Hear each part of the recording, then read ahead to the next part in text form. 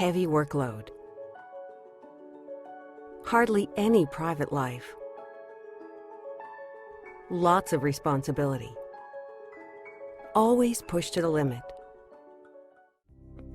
Whenever I ask doctors and nurses why they take all of that on, they often say, because what I do has meaning.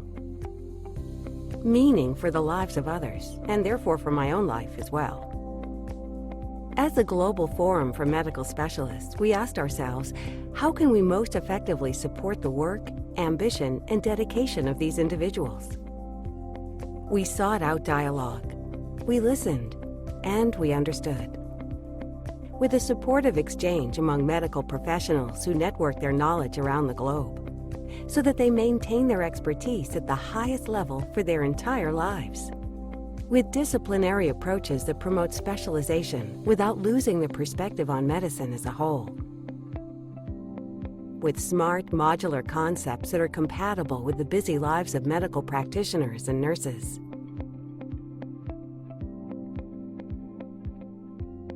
With offerings whose contents provide answers for the reality of everyday medical life. With a growing perspective on trends that enables medical practitioners to already prepare for future challenges today. In close dialogue with renowned specialist companies that bear testimony to the quality of the offers. With inspiring forms of learning that don't just convey knowledge, but make it an experience for the senses. And with innovative teaching methods that prepare you not just for tests, but for life. Nurses and care assistants, physicians and hospital managers, and the people who work in the home healthcare services sector. All of those who teach and learn at the Escalop Academy share a passion for excellent medicine and very high personal standards. We invite you to join in a dialogue about health and medical care. A dialogue that is dedicated to life. Dialogue, dedicated to life. Dialogue, dedicated to life. Diálogo dedicado a la vida. Dialog посвященный жизни. Dialog, dedikasi bagi kehidupan. Dialog dedykowany życiu. Dialogue, dedicated to life. الحوار مكرسة للحياة. Diálogo dedicado à vida. Dialog pro život. 对话致力于生命。Dialogue, dedicated to life. Get connected with the Escalop Academy. Olá, pessoal, boa tarde. Sejam bem-vindos a mais um webinar, nosso terceiro encontro aqui com vocês. Estamos muito felizes que vocês tenham reservado esse tempo aí para compartilhar conhecimento com a gente. Então, para isso, o que a gente veio fazer aqui hoje? A gente vai falar sobre o uso da prata no manejo de feridas, quando e como usar o Askina Calditrol e o Askina Calditrol Peixe. É um produto já bastante utilizado ao redor do mundo. Muitos de vocês, com certeza, já conhecem, inclusive a gente vai querer saber disso aqui daqui a pouco. E, para isso, hoje, trago novamente minha grande amiga Janaína. Eu e a Jana vamos aqui conduzir com vocês.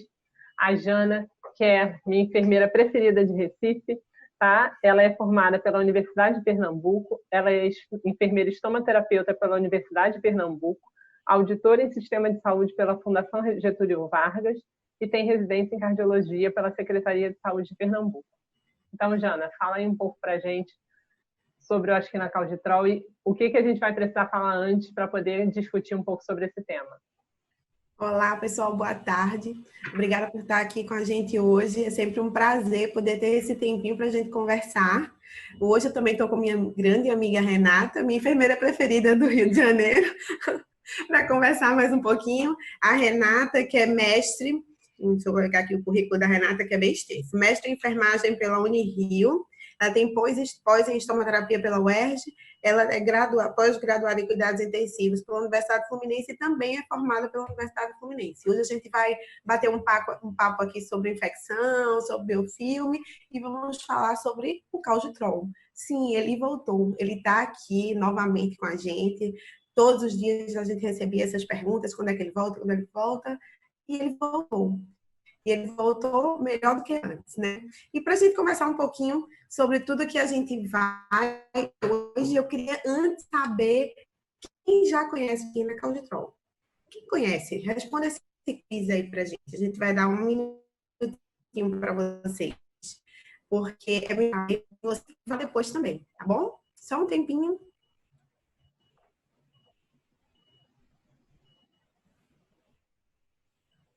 Pronto, gente, vamos lá. Então, vamos falar um pouquinho sobre infecção hoje, tá? A gente vai fazer essa pesquisa para elaborar nossa aula de hoje, nosso momento de conversa.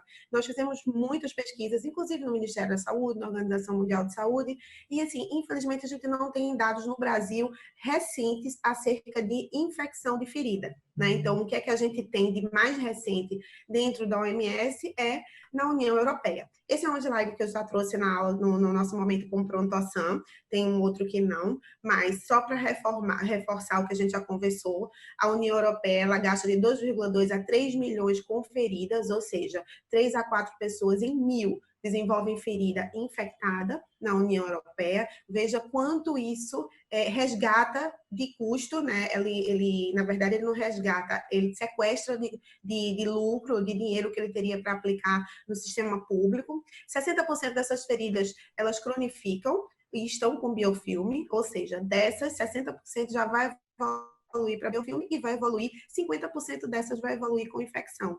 Imagina que a gente vai ter que lançar mão de recursos ainda mais complexos para tratar esse tipo de ferida. Partindo disso, essa é uma sobrecarga econômica altíssima nos custos de qualquer país ou de qualquer estado, né? De qualquer mesmo de municípios. Ou seja, 1,5 a 2 milhões de feridas na União Europeia, ela sobrecarrega em 13% o que ele tem de montante para empregar na evolução do sistema público. Imagina no nosso país, né, que passamos por essa dificuldade e passamos por outras mais que a gente ainda está se reestruturando.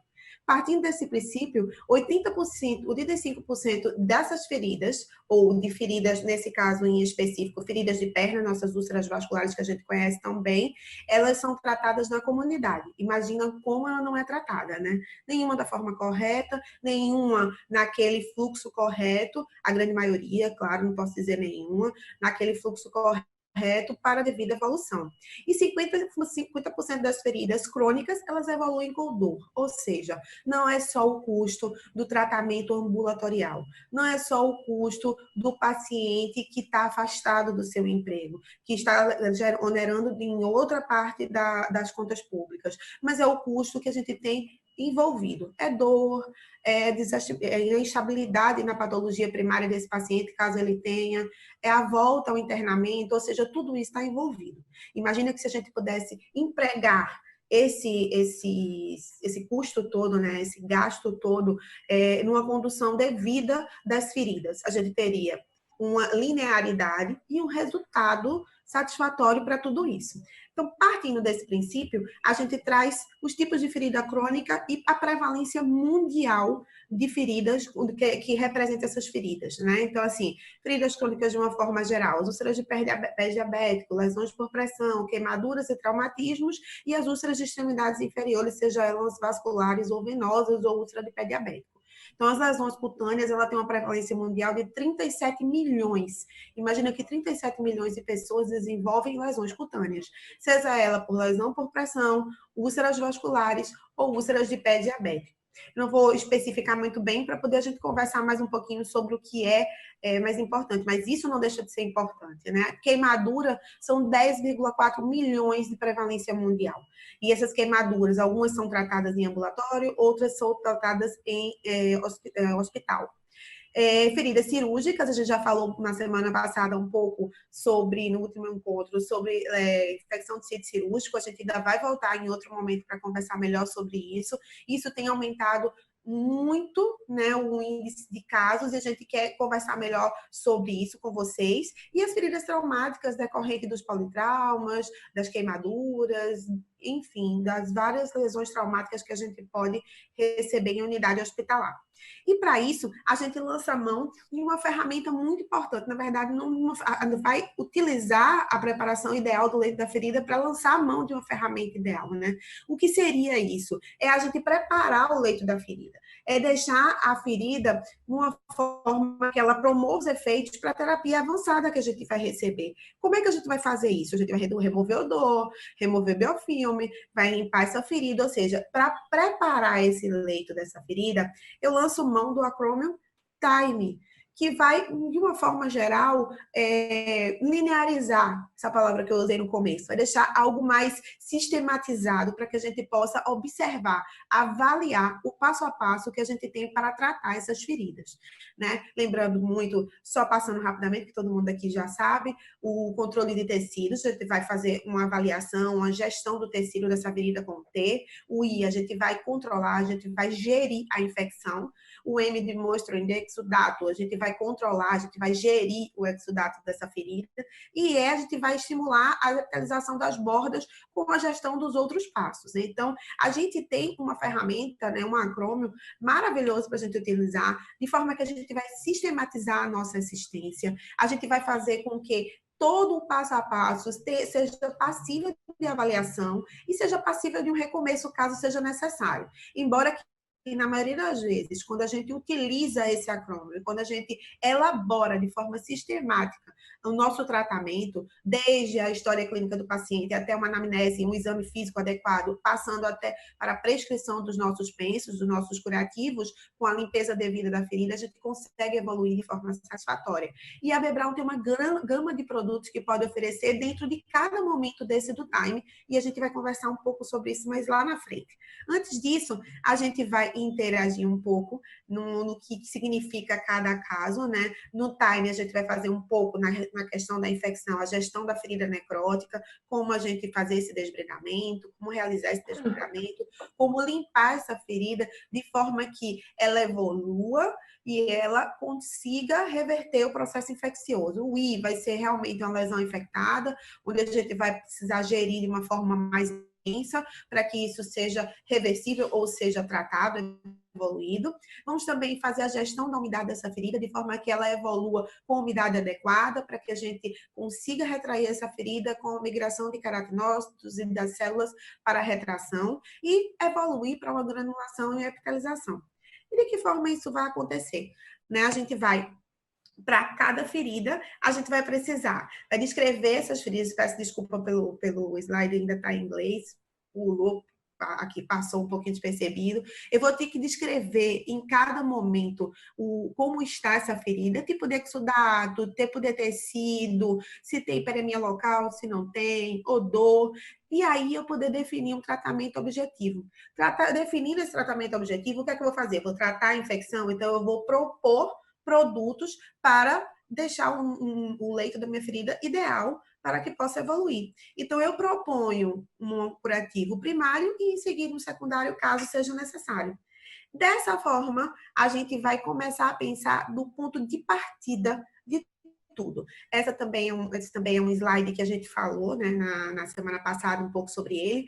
A gente aqui não vai dar aula de biofilme, a gente não vai falar só sobre biofilme, mas é muito importante a gente falar de biofilme, principalmente nesse começo, né?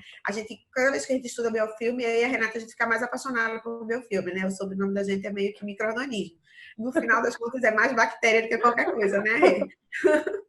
E aí a gente tem estudando recente sobre isso e conversando um pouco mais. A gente tem artigos recentes, se vocês quiserem a gente pode fornecer para vocês.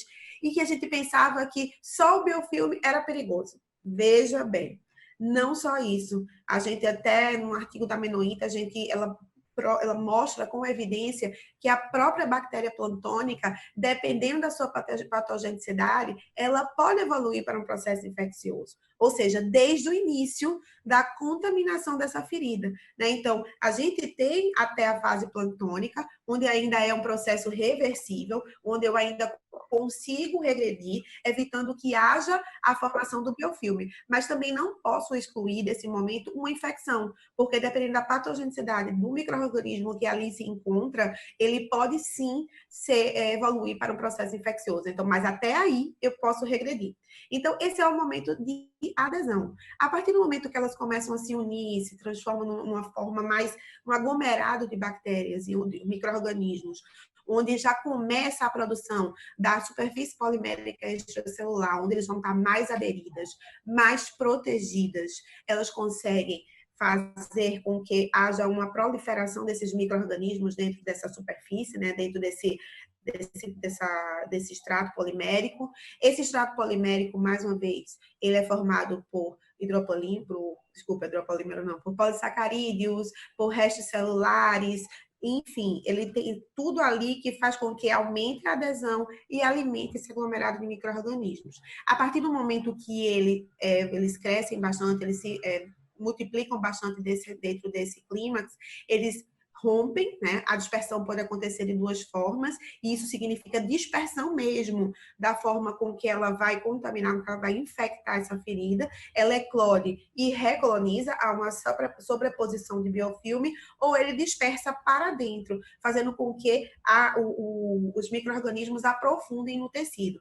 E aí, a partir desse momento, a gente tem, como eu já falei lá no comecinho, 60% das feridas que vão evoluir com biofilme, 60% delas vão evoluir para infecção. Então, é nesse momento que a gente tem que ser eficiente, é nesse momento que a gente tem que partir sair, fazer um update naquela coisa do contaminação e infecção. Isso não deve mais ser uma coisa que a gente faz, para o estafilococcus, ela vai se transformar, vai se posicionar, vai se comportar dessa forma. Não necessariamente, né? Ela pode, sozinha, se comportar daquela forma, mas quando ela está nessa comunidade, ela se comporta de uma forma diferente, uma patogenicidade tão maior, que pode ser até algo mais complicado para a gente evoluir com o processo de cicatrização.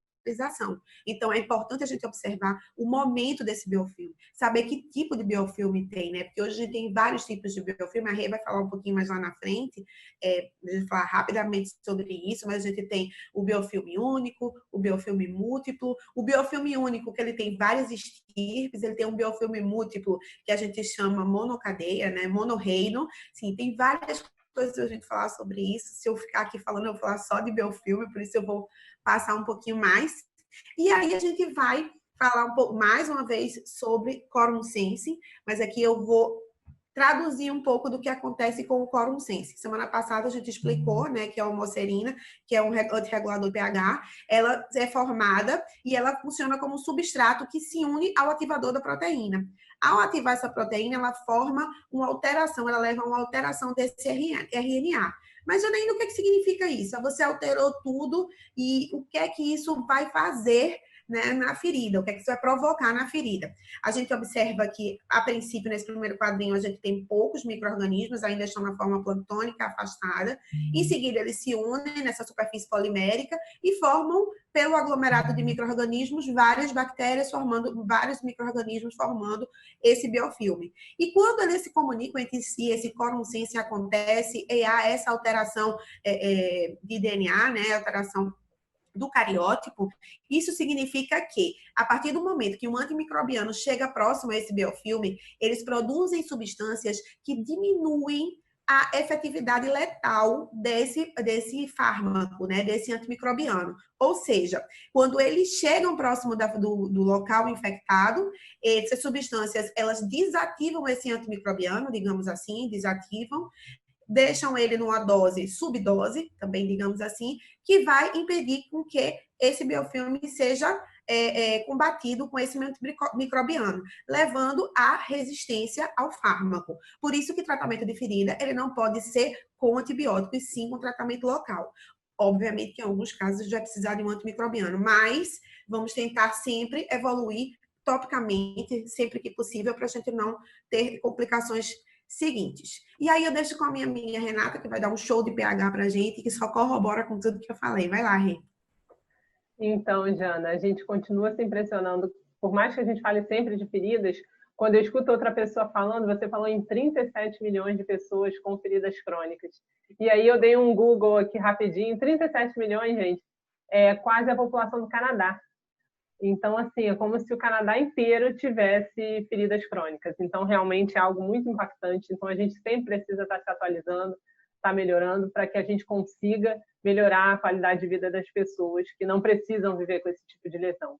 E a infecção, como a Janaína falou, ela é um importante fator que produz a cronicidade da ferida. Então, por isso que a gente precisa falar do biofilme para a gente chegar na infecção e finalmente tratá-la. Então, a Janaína falou aqui um pouco para vocês sobre biofilme, eu continuo aqui falando de biofilme e vou entrar na infecção. Então, a gente precisa falar um pouco do pH, não vou dar aula de pH aqui, mas a gente sabe que as feridas agudas, elas cicatrizam no meio ácido, e as feridas crônicas, elas se encontram no meio alcalino, e isso favorece o crescimento microbiano. Então, esse é um ponto-chave para o tratamento da ferida. Vou passar já. O slide.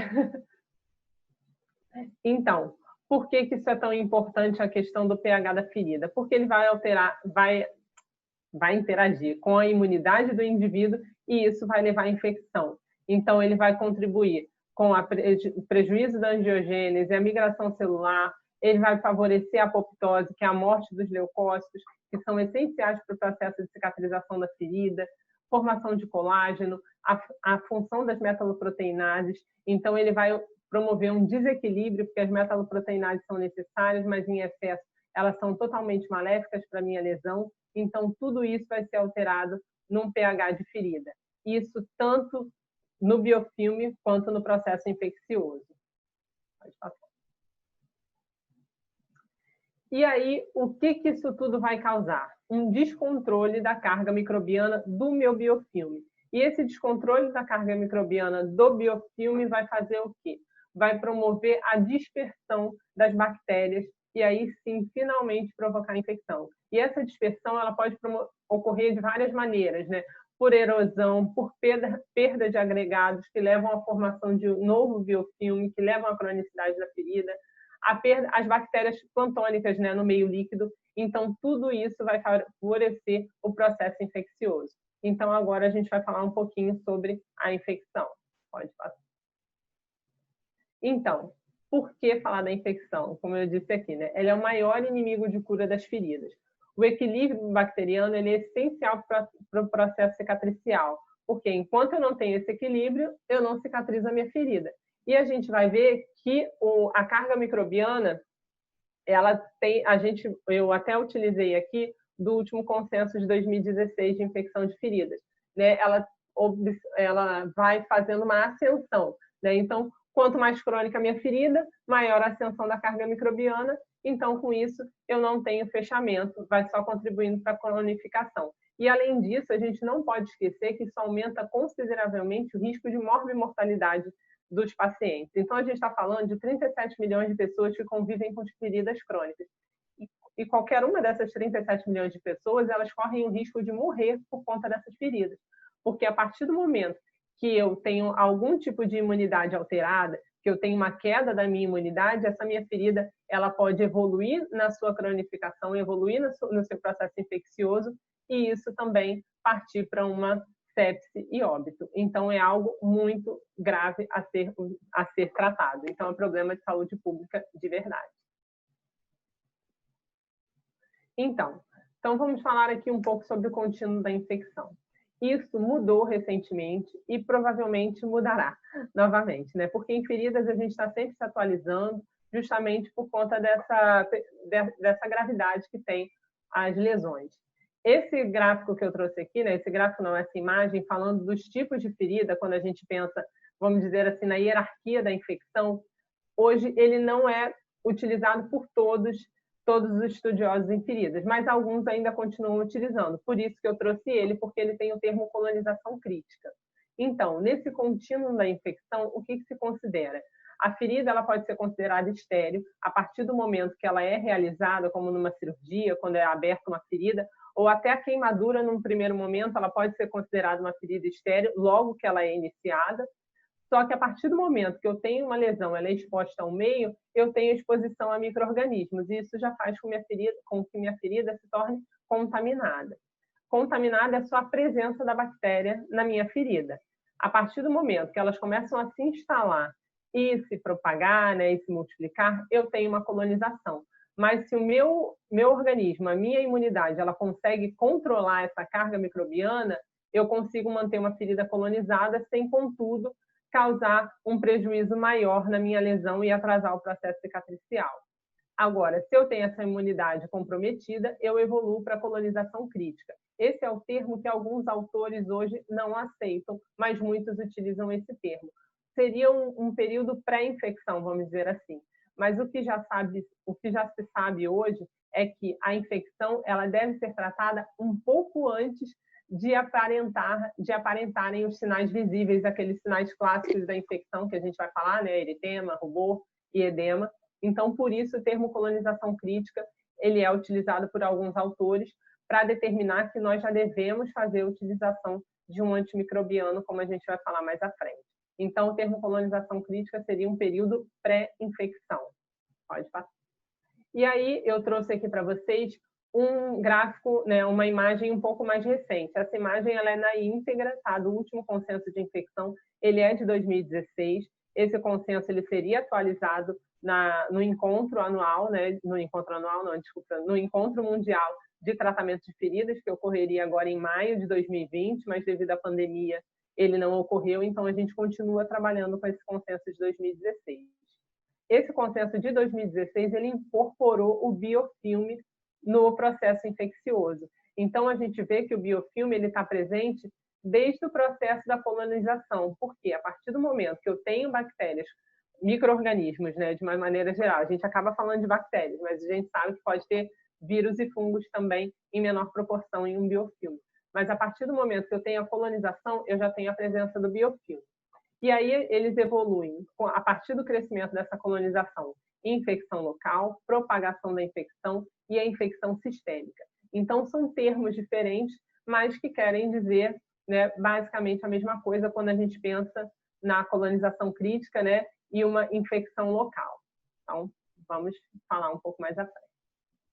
Então, aqui, ó, tem um pouco do que é o conceito, o que seria cada um desses termos, né? Então, aqui tudo bem parecido com aquilo que eu falei no início, só que o que é interessante é que na infecção local, ele caracteriza tanto os sinais visíveis quanto os ocultos da infecção, que muitas das vezes a gente não pensa nesse período pré-infecção, quando a gente vê uma hipergranulação ou como uma granulação sensível sangrante, eu já deveria tratar essa ferida como potencialmente infectada.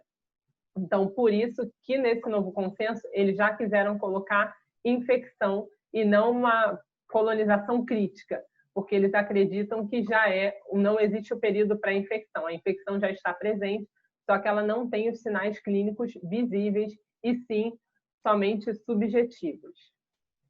Pode passar.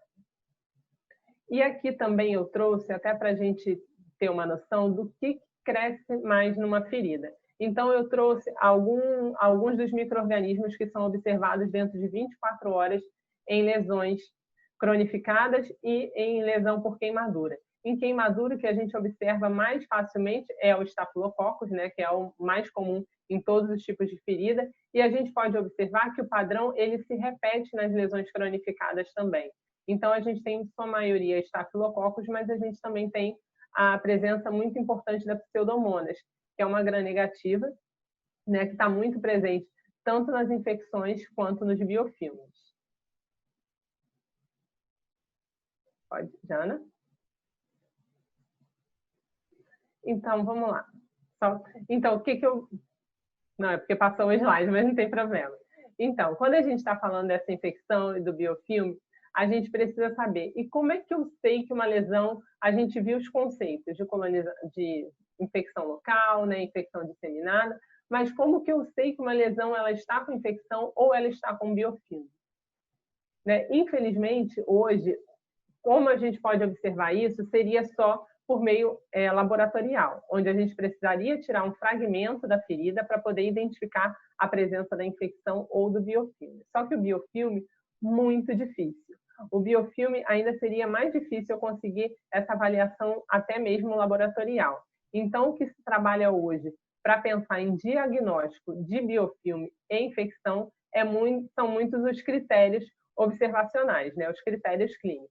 Então, pensando no diagnóstico do biofilme, a gente pensa no fracasso do tratamento com antibiótico, resistência ao tratamento com antimicrobiano, recorrência e demora na cicatrização, aumento da exsudação, inflamação crônica de baixo nível e eritema de baixo nível. Então, isso tudo, gente, está retirado integralmente do consenso de infecção de 2016. Então, só para a gente ver que o biofilme e a infecção, eles andam juntos, inclusive no consenso. E a infecção, como eu falei também, a biópsia ou SWAB podem ser realizados.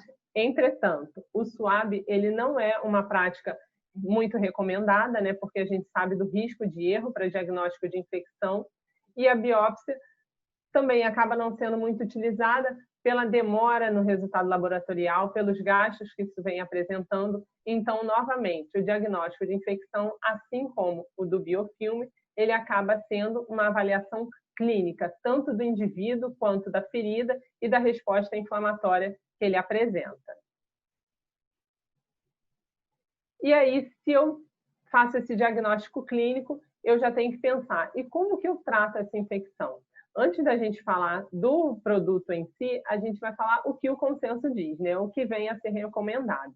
Então, a partir do momento que eu tenho uma ferida colonizada, contaminada, eles não indicam a utilização do antimicrobiano, que é a prata, que é a recomendação no consenso de infecção.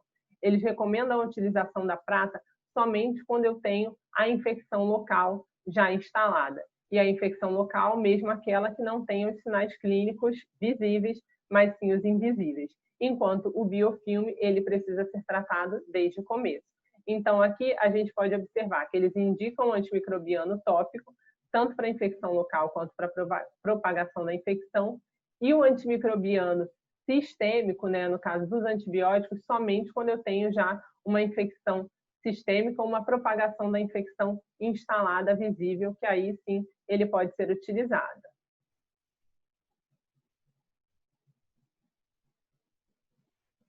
E o tratamento da antibioticoterapia. A antibioticoterapia para as lesões, elas não são indicadas por um motivo, né, muito simples.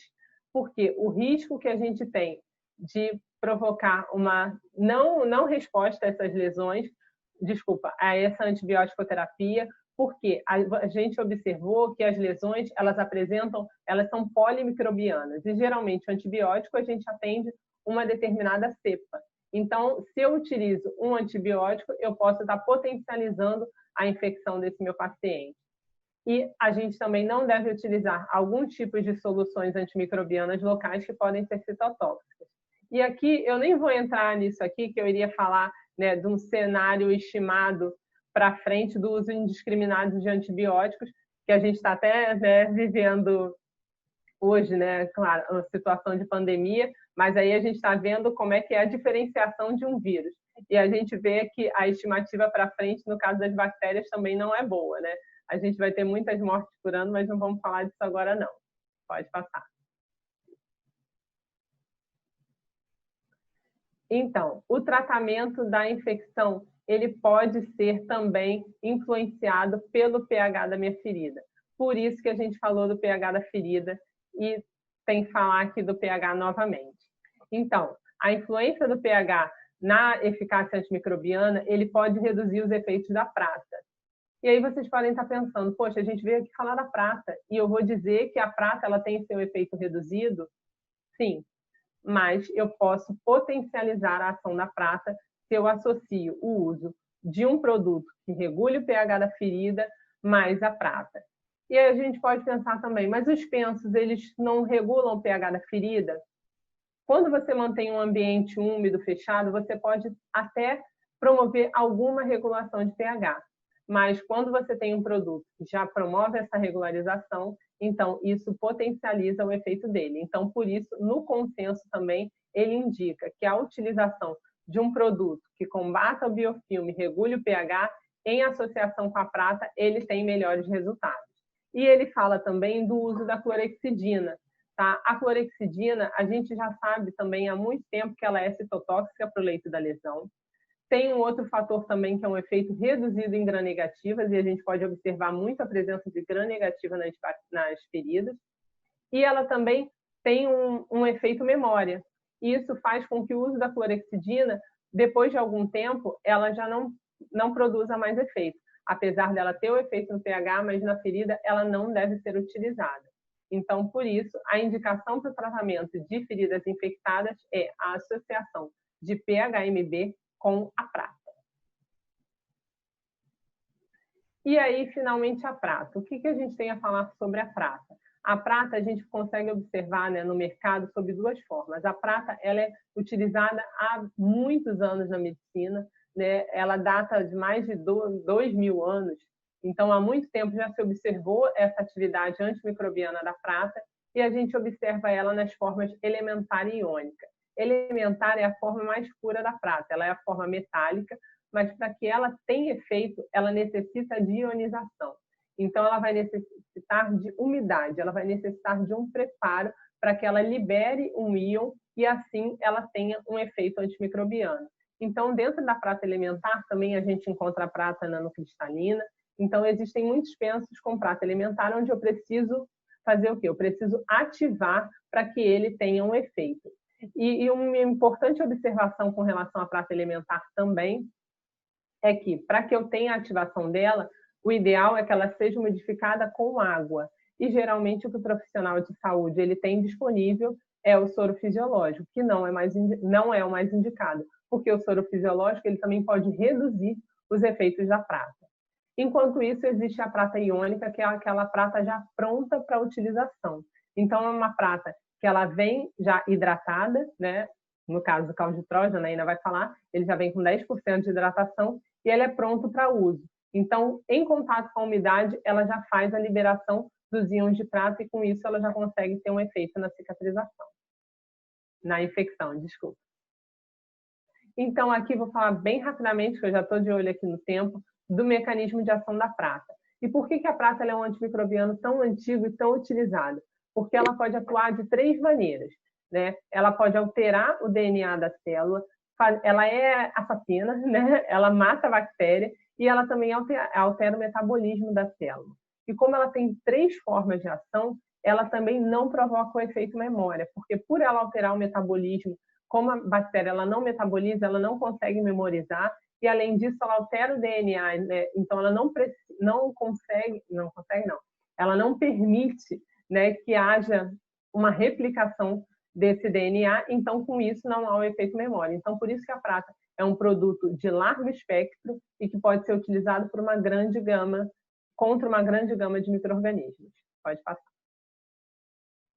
E para a obtenção desse efeito antimicrobiano, é muito importante também que a gente observe a concentração mínima de prata. Embora haja registros de que concentrações de 1 ppm eles podem ser efetivos, mas o que se tem na literatura é que de 30 a 40 ppm é o ideal, né? O ppm é a partícula por milhão, para que a gente consiga combater a infecção. E quando a gente fala em concentrações maiores, a gente sempre tem que pensar que há uma perda quando você utiliza um penso em contato com a ferida. Mas isso eu vou deixar para a Janaína falar, porque senão eu já quero entrar aqui no que ela tem para falar. Pode passar. E a gente conhece a quantidade de prata ou concentração da prata dos pensos que a gente utiliza? Deixa essa pergunta aí para vocês. Essa não é para responder, não. É só para a gente pensar. Então, toda vez que a gente for escolher um penso, né, um curativo para tratamento de feridas, a gente tem que pensar na quantidade e na concentração de íons de prata que serão liberados. Então, fica a dica. Agora, a gente vai falar um pouquinho sobre o nosso Askina Calditrol. Mas antes disso, eu queria pedir a vocês para começar a enviar perguntas para a gente. Enviem perguntas, dúvidas, experiências. Pode enviar que a gente vai tentar responder aqui ao final. Eu vou precisar correr um pouquinho, porque nosso tempo ficou meio apertado, porque tem muita informação, muita coisa mesmo para falar. Mas eu também tenho um outro quiz que eu vou deixar mais um pouquinho para vocês responderem. Quem já teve a oportunidade de trabalhar, de aplicar, de utilizar o nosso Calditrol? Responde a esse quiz para a gente poder saber e poder conversar um pouquinho melhor lá na frente. Rapidinho, coisa bem rápida.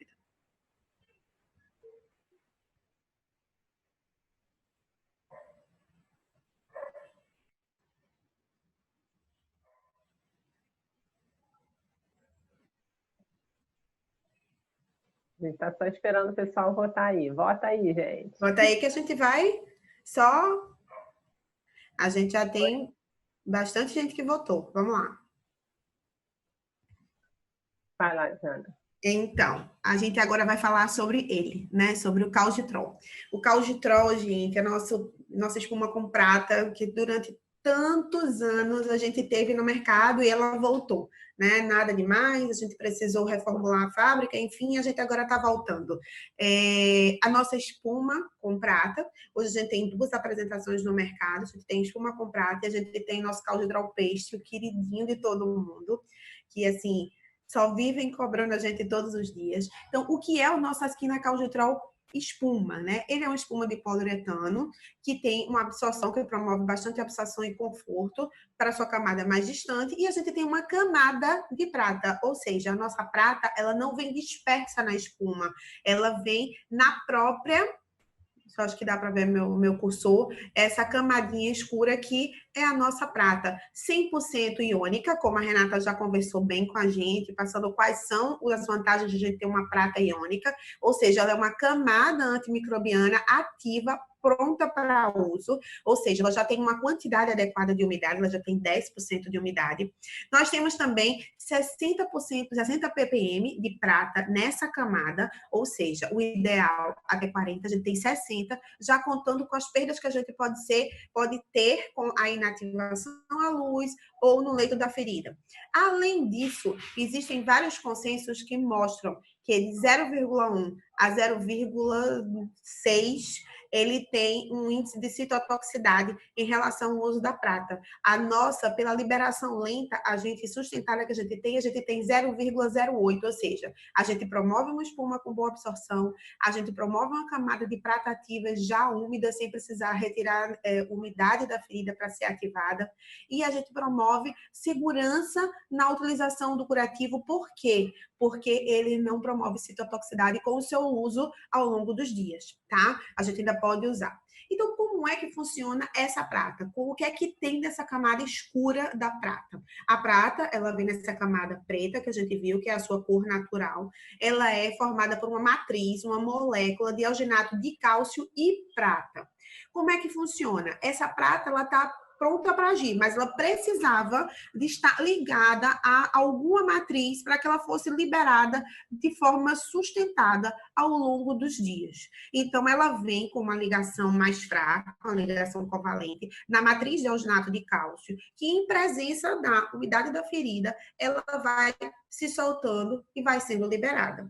E aí, o que é que acontece? A gente vai produzindo os íons de prata na matriz de alginato e não o contrário. Ou seja, não tem um alginato de prata, tem um alginato de cálcio com prata. Mas a parte ativa da minha matriz é a prata. À medida que ela vai absorvendo o exudato, ela vai liberando os íons de prata, prata ativa, Ag+, onde ela alcança rapidamente o nível ideal, ou seja, à medida que você vai colocando em contato com a ferida, ela já vai sendo liberada. A gente observa aqui que à medida que o exudato vai entrando, ele vai encharcando essa matriz de alginato de cálcio com prata, e essas ligações covalentes fracas, elas vão sendo desfeitas ao longo de 7 dias ou um pouco antes, vai depender da quantidade de exudato que tem essa ferida, tá? Então, ela efetivamente, ela possui mais espaço nessa matriz, fazendo com que a prata seja liberada de forma gradual. E aí, a gente vai fazer um quiz com vocês, que era aquele que eu fiz lá no comecinho, só troquei o lugar, e eu queria que vocês respondessem para no final a gente conversar sobre isso. O que é que a gente pode falar do calgitrol, né? O calgitrol, além de ser essa espuma que promove conforto, absorção, que a gente tem uma camada de prata iônica pronta para uso, na quantidade adequada de 60 ppm, onde a gente não vai ter perdas, onde a gente tem uma concentração que não é citotóxica, de 0,08, diferente do que é citotóxico, que é de 0,1 a 0,6, né? Então, ele é ativo, ele tem um amplo espectro, inclusive Marsa, ele tem uma atividade antimicrobiana que dura até 7 dias, com a liberação sustentada por esse período, de forma gradativa, e tem uma retirada atraumática. A gente também vai observar, gente, que dependendo da umidade dessa ferida, essa camada escura ela vai ser desprendida no leito. Isso não significa nada. Isso não significa que você vai ter um problema ou seja, vai provocar alguma reação inflamatória por corpo estranho no leito da ferida. Muito pelo contrário. A gente tem um momento em que a gente consegue ter a prata ativa no leito da ferida, agindo diretamente naquele tecido. Ou seja, ela está sendo aproveitada por esse tecido, né? Então, ela não é necessária ativação e, por isso, ela é altamente eficiente. Aqui eu trouxe uma foto para vocês, essa foto não é velha, ela não é uma foto antiga, ela foi propositalmente retirada em preto e branco. Por quê? Porque essa foto, ela mostra que toda ela, seja a prata iônica, a nossa prata, ou qualquer outra prata, prata branca, prata acinzentada, toda prata fica no leito da ferida. Tá? Por que que se observa na prata escura uma maior permanência? Porque, como eu já falei, ela é escura, ela é visível a olhos nus. Mas essa foto, ela foi feita numa máquina especial, onde você observa a manutenção do tempo que essa prata que fica desprendida no leito da ferida, ela vai ficar visível. Ou seja, se a gente pudesse fazer uma biópsia ou retirar um retalho para observar ao microscópio as moléculas de prata que tem nesse tecido, a gente conseguiria observar que existem, mesmo não sendo prata escura na sua cor original, sendo ela retirada e sendo tratada, ela pode ter a tatuagem, ou seja, pode acontecer de ficar tatuada no leito da ferida, mas como não é perceptível a olhos nus, não é observada pela gente, então a gente acha que isso não tem nenhum impacto. E, de fato, não vai ter impacto nenhum. Muito pelo contrário, ela está ativa no leito da ferida. Então, aqui são vários curativos com prata, onde a gente tem, um é o calgitrol, que tem a sua prata preta, escura, ativa, liberada no leito da ferida. Aqui é um penso 2, um penso 3, um penso 4. No caso desse penso 3 aqui, foi observada uma tatuação por 14 dias.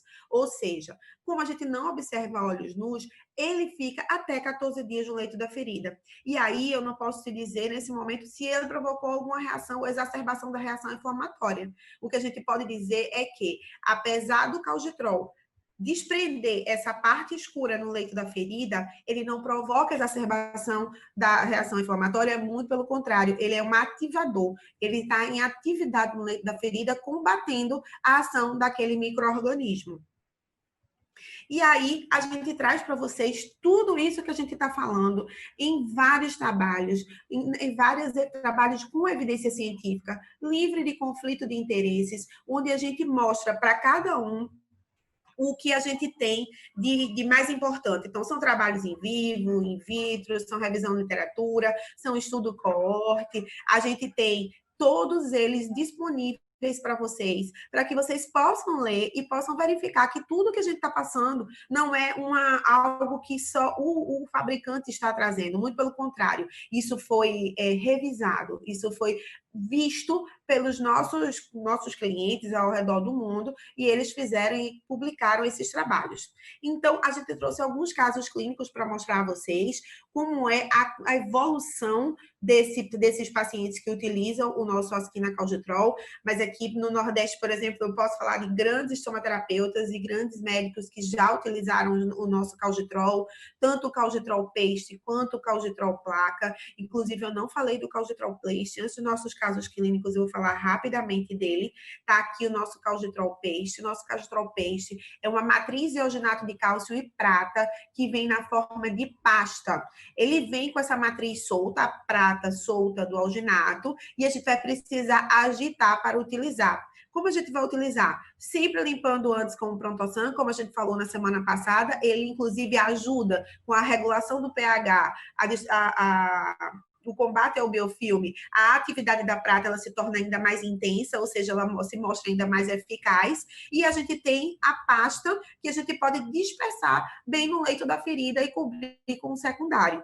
O resultado é maravilhoso, principalmente em queimados, a gente tem tido vários resultados, vários trabalhos já publicados, a gente pode passar para vocês. Desculpa, do peixe ainda não está publicado, a gente tem trabalhos que iriam ser levados agora para os congressos, mas a gente ainda não vai conseguir nesse momento. E a gente tem esses casos clínicos aqui que a gente vai mostrar para você. Isso eu vou passar um, você passa o outro, tá, Rê? Para a gente conversar melhor. A gente vai falar um pouco, né, uma úlcera de pé diabético, na verdade, um paciente que fez uma calosidade, e essa calosidade, ela se mostrou bastante eficaz com o tratamento com Calgitrol Paste, um secundário, que foi uma espuma de hidropolímero, foi o nosso asquinadrécio, ela foi limpa com Prontosan, e a gente observa que, no período de 15 dias, olha a evolução que essa ferida teve. Eu vou passar rapidinho, que a gente só tem 6 minutos, mas a gente pode passar tudo isso para vocês e podem mandando as perguntas que a gente responde aqui nesses 5 minutinhos finais. Também é uma úlcera por pé diabético. Essa é uma úlcerazinha de perna que evoluiu com a tunelização, mas rapidamente preencheu e a gente conseguiu regredir com esse quadro, uma lesão de pé diabético, onde você vê que há liberação da prata no leito, né, na pele do paciente, e muito pelo contrário, ao invés de a gente exacerbar o processo de infecção ou inflamatório pela presença de um corpo estranho, que é algo que pode se achar que seja, mas não é, ele é um princípio ativo no leito da ferida, e aí faz com que ele evolua de forma eficaz, de forma eficiente. E aqui, mais um caso também da gente, onde tinha muita umidade, mas foi resolvido. Você vê que tem uma área de hiperemia ao redor desse leito, dessa ferida, que respondeu muito sabiamente com o uso do Calgitrol. E aqui a gente mostra para vocês uma comparação apenas com o alginato de cálcio, né? Um penso que tem alginato de cálcio. Você vê que ainda tem umidade importante, ainda é sangrante, a gente não tem uma resposta, tem um biofilme importante que a gente olha que o tecido não é tão vivo, não tem cor e ele está sangrante, então tem presença de biofilme, não foi combatido totalmente. Mais um também, a gente observa que está sangrante, com presença de biofilme, ainda com umidade, só com alginato de cálcio. Um outro. E perguntas, gente. Mandem para a gente as perguntas agora que a gente responde a vocês. Valeu, Giana. Então, obrigada, gente, só para lembrar, o curativo Calgitrol, né, ele é bem específico, porque ele é uma tecnologia patenteada, então por isso que ele tem essa característica, e a gente recebeu umas perguntas muito legais aqui, Jana, e a gente fica ansiosa para responder. E é tanta informação, né, e a gente está um tempo sem falar do produto, e a gente quer passar tudo para vocês. Quer falar tudo e às vezes a gente acha que é muito tempo, quando vê, nossa, é pouco tempo, não deu para falar tudo que a gente gostaria. Então, por isso, a gente já convida vocês, a gente vai ter próximos encontros, então venham aqui com a gente, tá ok? Então, aqui, ó, algumas perguntas. A Luciana Andrade, ela perguntou por quanto tempo a gente pode usar a prata, tá? Eu respondo, você responde, Ana? Oi? Pode responder, eu estou aqui olhando a próxima para responder. Então, a prata, ela tem a capacidade de liberar, né? O nosso curativo, ele tem capacidade de liberar a prata por até 7 dias de maneira sustentada. Mas, de uma maneira geral, as feridas infectadas, a gente não, né? Os consensos, eles indicam a troca em menos tempo. Então, em geral, feridas infectadas, as trocas são feitas em 72 horas. Mas a capacidade de liberação sustentada da prata com 60 ppm, que é uma quantidade que é efetiva contra a infecção, ela é capaz de ser liberada por até 7 dias. A gente tem uma outra pergunta. Vai responder? Deixa eu falar isso daqui. Eu ia fazer para você responder. Então, você tem tanta pergunta legal que eu estou aqui vendo o que a gente consegue responder agora. O Bruno Corso perguntou para a gente se o Calgitrol placa pode ser dado... Hã? Não, Bruna, eu só falei Bruna. É Bruna, desculpa, a Bruna perguntou se a gente pode usar o calditrol em ferida exudativa. Sim, a gente pode usar. Ele tem excelente absorção de exudato pela sua placa, né? E foi uma das explicações que eu fiz, que a gente faz com que o exudato vá para a placa e a liberação da prata aconteça da sua matriz. Isso ajuda cada vez mais a quebra da ligação covalente da prata no alginato de cálcio, tá? Então, feridas úmidas têm mais do que indicação. E o que você vai observar é que quando você retirar essa placa, a placa vai vir totalmente amarela, não vai ter mais aquela camada da prata. Por quê? Porque ela já foi totalmente aproveitada pelo leito da ferida. E é o que a gente observa lá naqueles casos clínicos. Apesar da gente ter poucas figuras, a gente observa que o leito da ferida foi bem preparado, ela evoluiu pouco sangrante, com tecido vivo, brilhoso, ou seja, sem a presença de biofilme. Isso que é o mais legal e mais importante. Jana, deixa eu responder uma pergunta. Ela mandou aqui. Era essa aqui da Cristiane Grosso, porque ela mandou aqui também no particular para mim e mandou aqui no grupo agora que eu vi. Que eu achei a pergunta dela muito interessante. Se eu posso usar a prata em feridas secas não exudativas? Eu adorei essa pergunta porque a nossa prata, Cristiane, ela é iônica, ela já vem preparada. Então, o Askina Calditrol ele tem 10% de hidratação. E o Askina Calditrol peixe, 40%. Então, o ideal para essas feridas, com certeza, vai ser o Askina Calditrol, porque ele vai fazer também, ele mantém a hidratação da ferida e a liberação da prata. Então, você não precisa ter a exudação excessiva para que ele faça a liberação da prata. Então, você pode e deve sim utilizar, e muito melhor utilizar o Calditrol peixe nessa situação. Eu tenho um aqui que vai completar essa resposta aí. A minha amiga top, estomaterapeuta daqui, a Michele Nabuco, ela corrobora com isso, a minha palavra, né, Rê? Eu corroboro. Eu posso usar prata em feridas secas, não exudato, não, desculpa, Michele. Ela usa o Calditrol placa em associação com Prontosan solução e Prontosan gel. Ela fala pra gente que os resultados delas são maravilhosos, ou seja, numa lesão como essa, como a Cristiane foi que perguntou para você, a Cristiane fez essa pergunta. Se você associar com o Prontosan gel, ela fica perfeita, fica maravilhosa. Por quê? Porque você umedece, você quebra o biofilme e você faz a junção das duas tecnologias que vão agir com mais eficácia, eficiência e mais rapidez no biofilme. Eu acho que não vai dar mais tempo, né, da gente perguntar, responder.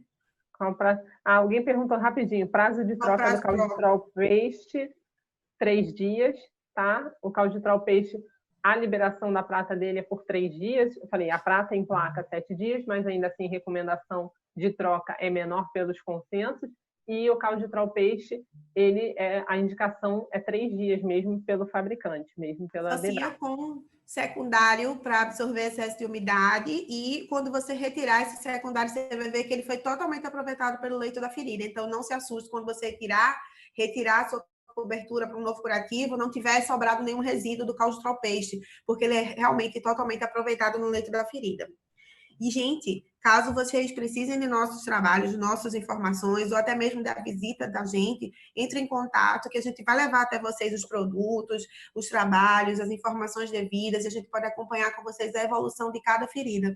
E isso que deixa a gente mais feliz, poder estar aqui conversando com vocês, com nossos colegas especialistas, aqueles que estão aqui no dia a dia com a ferida, não é, Rê?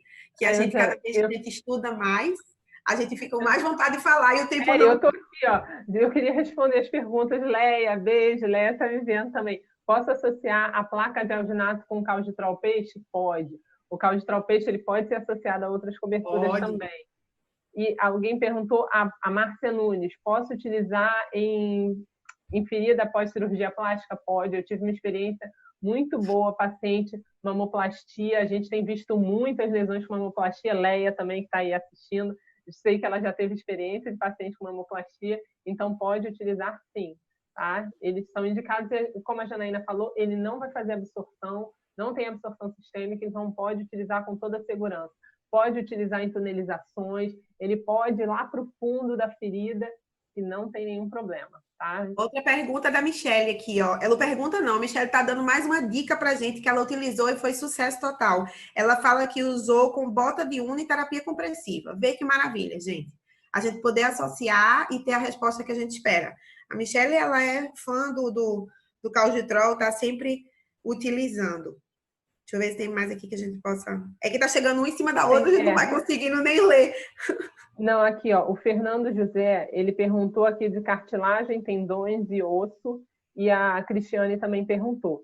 O que a gente tem que tomar muito cuidado, né, nessas questões é de manter a hidratação, né? Então, você tem que manter sempre tendão, osso e... Ai, meu Deus! Cartilagem.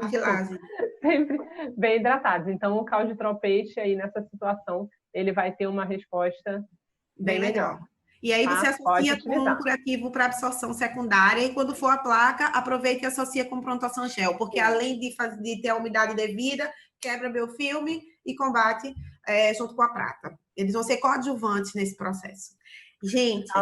Ó, quem responder formulário agora no final, porque vocês têm que responder um formulário de avaliação, vão receber certificado, tá ok?